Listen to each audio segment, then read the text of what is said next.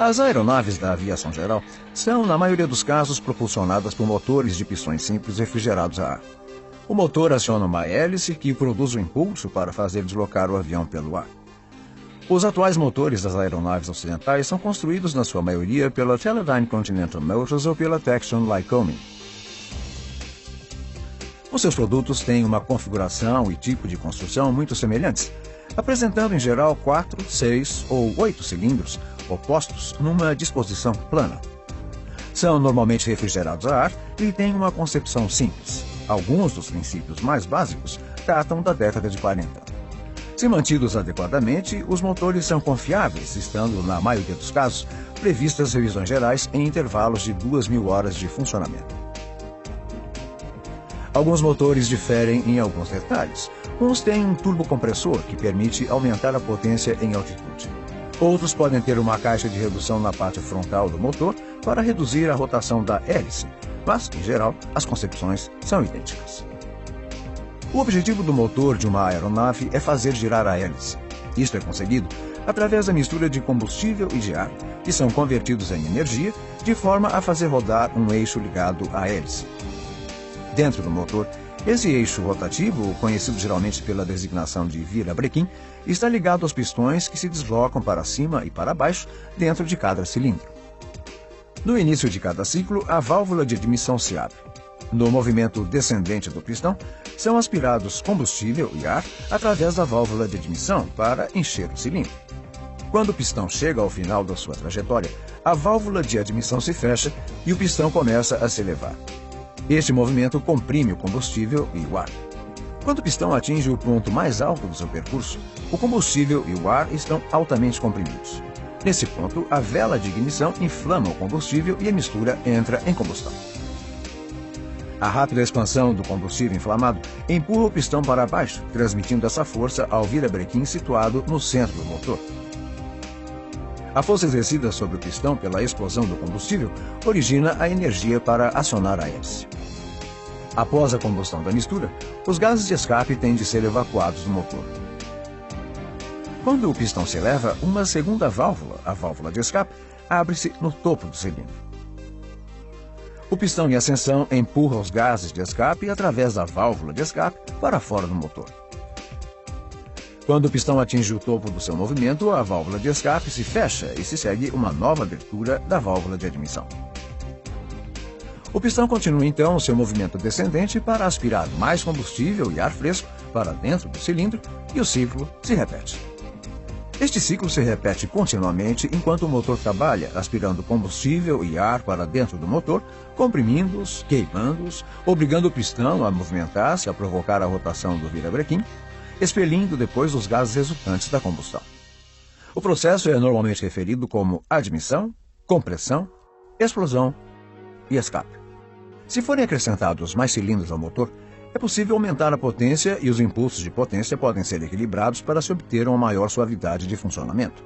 Quando o motor é desligado, pelo efeito da gravidade, o óleo escorre continuamente para o fundo, o cárter, enquanto o motor estiver parado. Se o motor se mantiver parado durante longos períodos de tempo, a corrosão pode tornar-se um problema sério.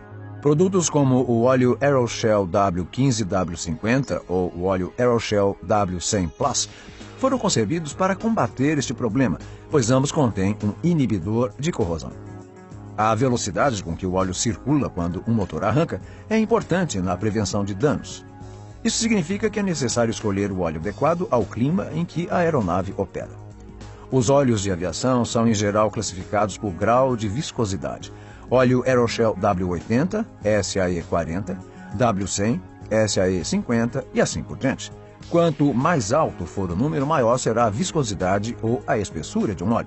É benéfico utilizar um óleo espesso em climas quentes, pois as temperaturas elevadas fazem com que os óleos menos viscosos fiquem muito finos para lubrificar de forma adequada o motor durante o seu funcionamento normal. Mas em ambientes mais frios, os óleos densos têm pouca fluidez no arranque do motor. Nestes casos, o óleo adequado deverá ter um grau de viscosidade mais baixo. O principal ponto a destacar é que os óleos monograduados têm uma viscosidade que tende a se ajustar ao clima. Óleos densos para climas quentes, óleos finos para climas frios. Os óleos multigraduados, como o óleo Aeroshell W15W50, têm a vantagem de se manterem fluidos a baixas temperaturas e proporcionarem uma boa proteção em temperaturas elevadas, podendo por isso ser usados em qualquer clima. A baixas temperaturas, o óleo Aeroshell 15W50 flui melhor no sistema de lubrificação do que qualquer outro óleo do mercado e é a primeira escolha para climas muito frios. Vamos seguir agora o caminho que o óleo percorre desde o momento em que um motor é colocado em funcionamento e observemos alguns problemas associados com a má circulação do óleo. O percurso do óleo começa no respectivo depósito ou cárter do motor. É sugado para cima pela bomba do óleo até chegar ao filtro. O óleo, agora sob pressão, passa pelo filtro antes de entrar num labirinto de linhas de lubrificação, a partir das quais é enviado para os apoios do motor.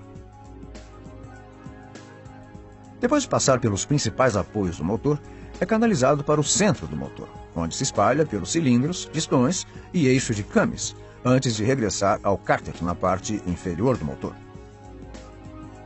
O eixo de câmbio desempenha um papel fundamental no motor, pois controla a abertura e o fechamento das válvulas de admissão e de escape no ciclo de combustão. A forma do eixo de câmbio é concebida para atuar em conjunto com impulsores. O impulsor movimenta uma biela ligada a um mecanismo de balancins que controla a abertura e o fechamento de cada válvula.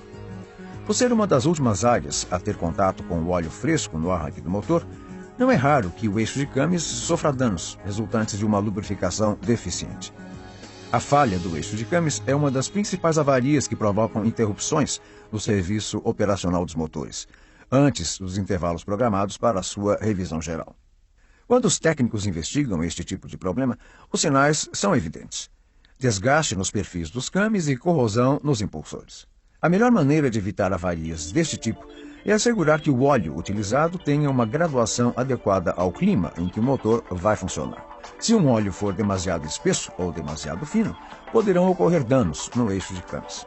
Além de se assegurar a utilização de um óleo com a graduação correta, também é essencial o funcionamento regular do motor, pelo menos uma vez a cada 15 dias. Isso garante que as peças mais importantes se mantenham recobertas com óleo, protegendo o motor entre os voos. Se uma aeronave não for utilizada com frequência, como normalmente acontece no caso de pilotos particulares, essas peças poderão deixar de ser lubrificadas. Em caso de falta de óleo entre o câmbio e o impulsor no arranque do motor, pode-se registrar um contato de metal com metal, com consequentes danos em ambos.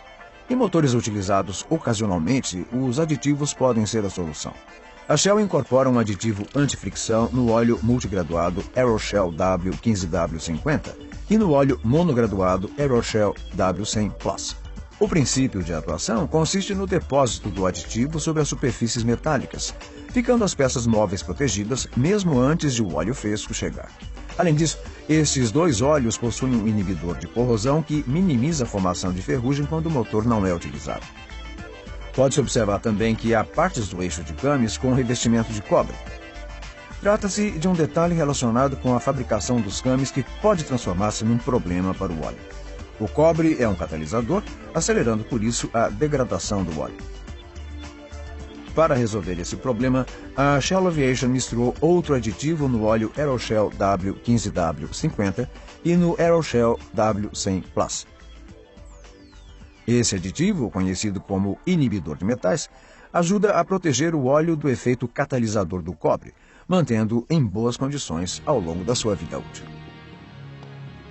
Depois de termos observado o que é fundamental no interior do motor, analisemos os aspectos importantes no seu exterior. Vejamos como se processa uma troca de óleo. Primeiro, retira-se o bujão e escoa-se o óleo usado. Depois, remove-se e substitui-se o filtro do óleo. Uma vez colocado o novo filtro e reinstalado o bujão do cárter, pode-se adicionar o óleo novo com a graduação correta através do bocal de enchimento. O bocal de enchimento possui também uma vareta que permite o controle periódico do nível do óleo do motor. A aeronave está pronta agora para regressar ao serviço, confiante em que os óleos Aeroshell zelam pela proteção do motor.